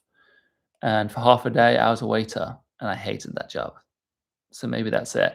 But I was different. I was very socially awkward and anxious back then, and also I just did it to step in because the waitress didn't turn up. So I was in the kitchen cooking, and I had to be the waiter, and I didn't know any of the table numbers, and it was the worst time ever, and everyone was really rude, and I hated it. But I don't know. I don't know. There's not many jobs I wouldn't do. Maybe I don't know. I'm not much of a salesperson, so call centers, door to doors. I don't know, but I think if I was doing it, I would start to get passionate about it, so I would enjoy it. There's a difference, to be honest, between people pleasing and serving others. Exactly. Sometimes serving others means not to please them. Sometimes people need the hard truth. Yes. That's a real growing up. I always waiting for what I've called the Spider-Man moment. Meaning I was waiting for the spider to bite me. So that's a wonderful way of putting it. Exactly. Exactly. Like you was waiting for that moment to truly start living. I remember Claire Wineland. Her YouTube videos are really worth watching, although it will break your heart because sadly she passed away. It was a very long time ago now. It passed away at a very young age. But she used to do YouTube videos, and she had a charity, and she helped people, and she was very ill all her life. And she used to wait until she was healthy. So she was waiting for the operation to save her and mean she was healthy and she could live a normal life. And I remember watching one of her videos where she was talking about it, and she just said, I may never be healthy. I may not get to grow old. So why would I waste my life? She said, if you're not happy with what you have, you won't be happy with what you get. And I remember watching that, and it changed my life. I still think about that a lot. You have to make those small changes daily. Yes, small steps daily go great distance. I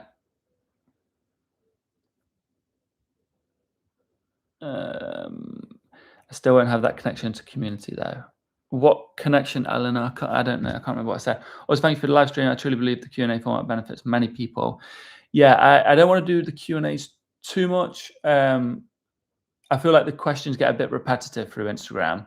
This is why I like the community here. Is you're aware of what I said, and like we bounce off each other and we create a discussion, and it leads to new insight, further insight. A lot of the questions on Instagram, I feel like, are bots, and they're many of the same ones, and then some of them are a bit inappropriate. Yeah. So that's the Q&A. That's the lesson.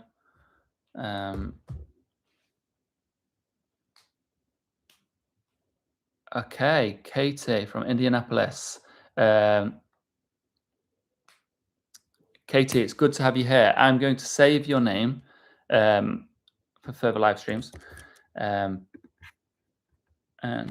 I'll be posting. I'm live quite a lot actually. But it's really good to have you here. I'm glad you're here. And yeah, you did. It is the end of the. It is the end of the stream. But I just want to have a little word about. Oh yes, reading about Seneca. Yeah. Okay. I just want to have a word about the community. Is this community? Okay, so I've been trying to find a way to sum it up because I'm loving it. But is firstly the idea came from Lord of the Rings, the Fellowship. Okay, I like to call it a fellowship because the start of the Fellowship, it was just a bunch of people, a bunch of hobbits, dwarves, men, elves, and they were going against the epitome of evil. Literally, they were going against evil, and it seemed like an impossible task, but they never lost hope and they tried. And Tolkien wrote There's some good in this world, and it's worth fighting for. And another quote is, "Be the good you wish to see in this world." Okay, so I think a lot of people are pursuing these false values of what social media pushes upon us, chasing the money, the clout, the success, all these things, which is leading us to take the wrong things. It leads to a lot of toxic things going out there. But there's a small group of people that know that we can be the good we wish to see in this world. And that is, there's obviously many people out there like this, but this is a group of those like-minded people that know we can be the good. Okay. And one thing I like to say is the power we have is incredible. I use the analogy for, if I ever talk about this analogy, I call you a pebble. It is the greatest comment. It's not an insult that you're a pebble, right? A little girl goes to the Monkey King and she's saying that she wants to do good. And the Monkey King says, "You're foolish. You are just this little pebble in my hand. You are nothing." And the girl takes the pebble, and there's a lake. She throws it into the lake, it splashes in the lake and ripples out for miles. And she says, "I may be small, but look at that impact I had." Okay. And we are just pebbles, and we can have a huge impact. And together, like, I'm already noticing some of you going on Instagram helping people. When people are saying they've got like problems in the comments, I'm seeing you help them. It is truly incredible. And a little good can save a life. A little good can change lives, but it can save a life. If you don't believe it, just think, I was given a book by a bin man. 12 years ago, a bin man gave me a book, and that is why I do what I do. A bin man gave me a book. He probably saved my life. He just gave me a book, and I still think about that today. I talk about it. I mean, if you hear regularly, I talk about it all the time. And an old person alone. I always give this example, but it's true. An old person alone in the house, elderly. They don't have family. They don't have friends, and they just feel so alone. And they just sometimes think, like, "What's the point?" And they just wander around this existence, feeling so lonely. One day they go to the shops, and they're in the line with you, and you strike up a conversation with them, and you're having a laugh. You're talking about what was on TV, you're talking about the weather, and they're happy. And they go home and think, "I'm going to go out again tomorrow." You could even smile at an old person or anyone that's in the darkest of despair. You smile at them, and that is the light that they needed to get through it. Never disregard the power you have. You can literally change lives. Okay. So, Katie, I'm really happy to have you here. So welcome, and I hope to see you again. I'll be live tomorrow at the same time. The live stream schedule is changing. I apologize to everyone. We had a good schedule going on, but my life cannot accommodate that anymore. So it's changing a little bit, but we'll work it out. Thank you very much, William. Hope everyone is doing well. Hope everyone's good. Thank you, Eleanor. Thank you for always joining the discussion, sharing your perspectives. It's really valued. And thank you for what you're doing on Instagram. You don't have to do it, but I'm sure people really appreciate you. Okay, I'm just going to talk. I've gone through all the questions. So I've got something I want to say about voluntary discomfort. But like I say at the end of every stream, one, if you have a perspective, an opinion, anything you want to say, please let me know. I value your perspective. I learned so much from you all, and each other learns from everyone. Together we learn. If you have questions, you learn yourself, and you provide something for someone else. Another thing is, let me know what stood out to you most. So if you enjoy my streams, you feel like you're learning, you want to give something back to me instantly, tell me what stood out the most, what has stuck with you the most, what has been most challenging for you, what has been most helpful for you over these streams or today's stream, what really stood out to you. This is so valuable, right? First of all, it helps me massively in many ways, but for the community on Instagram, I make videos, and some of them, reaches millions of people every month. And I take what I learned from you all, and I turn it into a video. So I learn what you all like, what you all learn, what you're all struggling with, pain points, everything. And I talk about that on a video. And what we're talking about in this small community, there's 18 of us right now. What we're talking about here, I take it to Instagram, share it with millions of people, and it resonates with people. I've had some of the stuff we've spoke about in these streams, I've shared it on Instagram. I've had messages saying it saved their life, it changed their life. It did incredible things for them. I've had comments saying similar. So it's really valuable. So I do enjoy your perspective. And yeah, so if you have anything, please comment that. Okay, just leave it in the comments. I really appreciate it. And then voluntary discomfort, because we spoke about it, and I decided to face a new discomfort. I think it was Matthew that suggested it, is fasting. So I talk about voluntary discomforts. The Stoics talked about voluntary discomforts. I do cold baths every single day. I do many different voluntary discomforts every day. I used to sleep on the floor.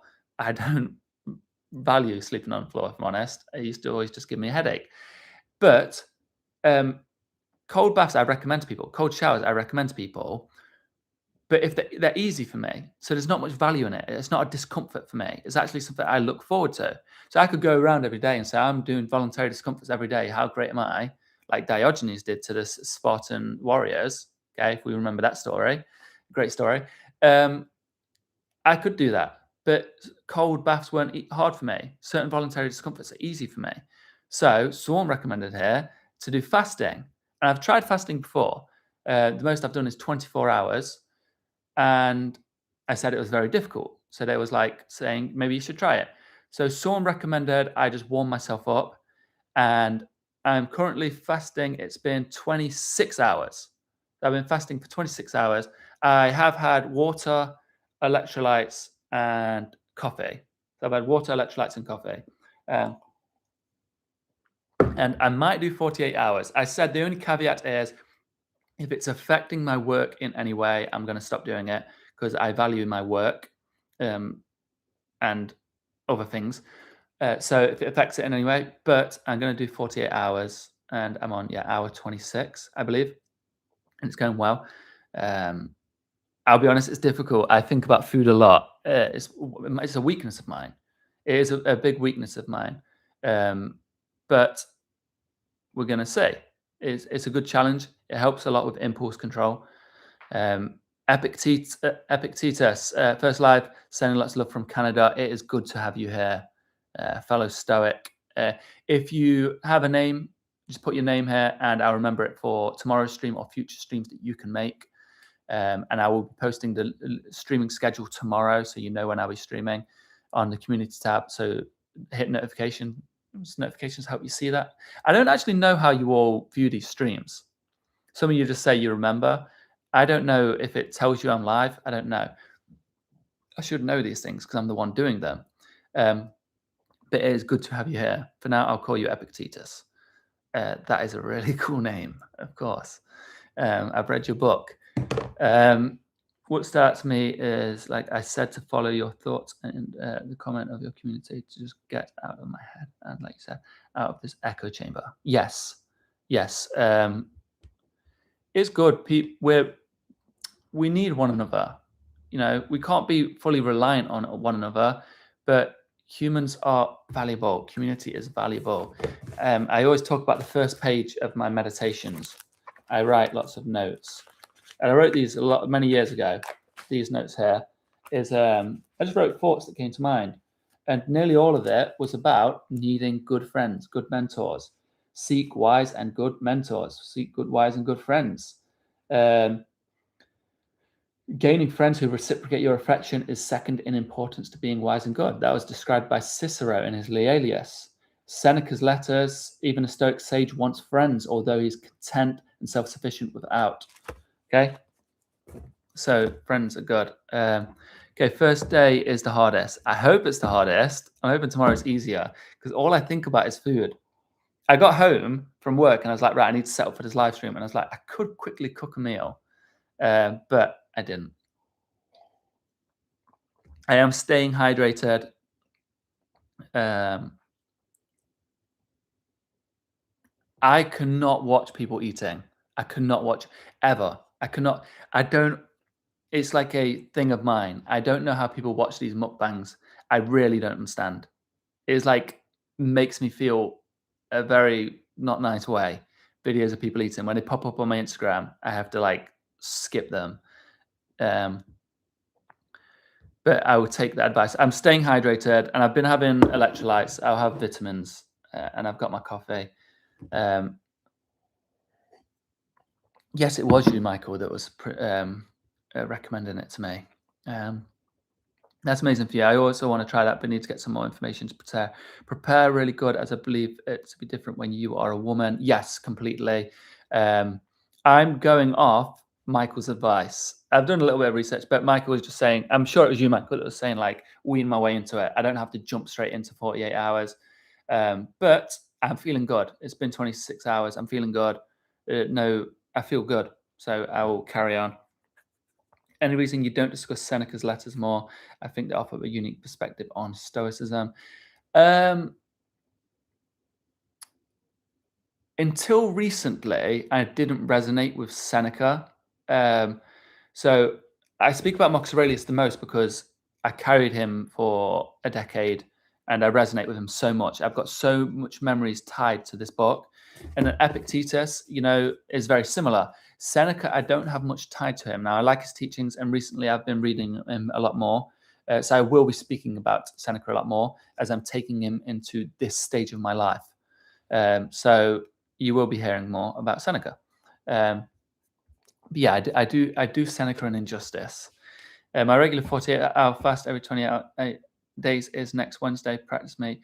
You'll see and feel the difference. I'm taking your word for it. I'm not just taking your word for it. I'm taking a lot of people's words for it, but I'm going off your recommendation.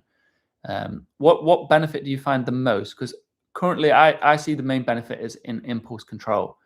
Like the impulse to go on your phone, the impulse to doom scroll, the impulse to procrastinate, all these kind of things. I think food is the biggest like trigger. Like, and I'm always feeling like I want to eat. I want to eat. I could just have this. Could just have this. Oh, who cares? Have this. Do this. And I'm being so aware of those impulses now. And it's only been just a day, but I'm already noticing that. What stands out to me is your space that you created for yourself and for those of us that do resonate with you and you resonate with us. That is so good to hear. That's something I didn't expect from sharing his teachings. Number one is the community and the feedback, the people that have been joining in the community. It fills me with so much passion and gratitude and optimism of knowing that there's some good in this world and it's worth fighting for. There's good people here right now. And sometimes I used to be so pessimistic. I used to hate life and think everyone was evil and out to get me. And that bin man changed that. But looking in this chat and realizing, like, even if everyone else in the world is evil and it's only us here, us 16 people are worth fighting for. That's worth fighting for. I believe it. Even if there's just one of you here, you're worth fighting for.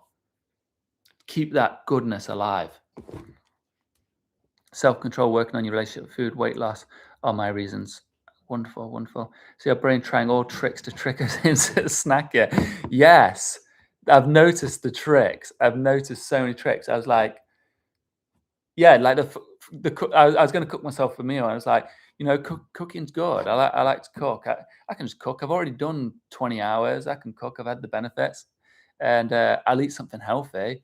I'm like, shut up. You're trying to trick me. And it's so, I know you already know it, but like it's so transferable. It's the same mechanism.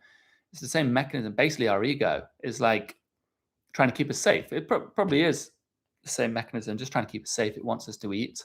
It knows that if we're eating, we're safer. When we're well fed, we've got food in our bellies.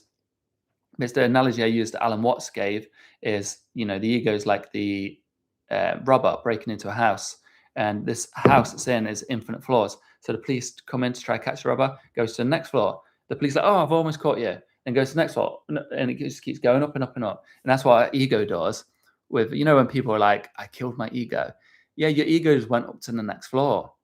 It just escaped your grasp. And I feel like that's the same with the mechanism to eat.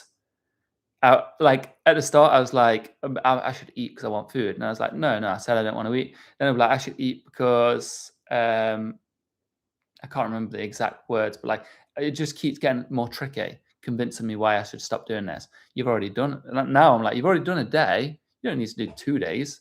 I'm sure the reasons will trick me, but I'm sticking with 48 hours. I've got my hydration. I've got my coffee. I don't know. I think you said you have coffee, right? If not, I'll address that next time. So sweet to be victorious over yourself. Yeah.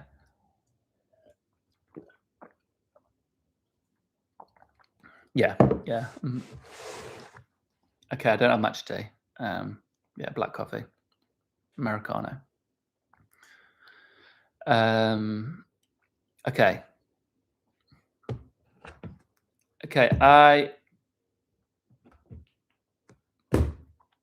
All is good. Today is over with. We've reached the end of today's talk. I'm ready to wrap up. I'm ready to go. It's been 2 hours. I will go for my walk. I've got things to do. But thank you all for being here today. Thank you for joining in. And all the new people, we made some new members of the fellowship here today. We got let me remember this. Apollon.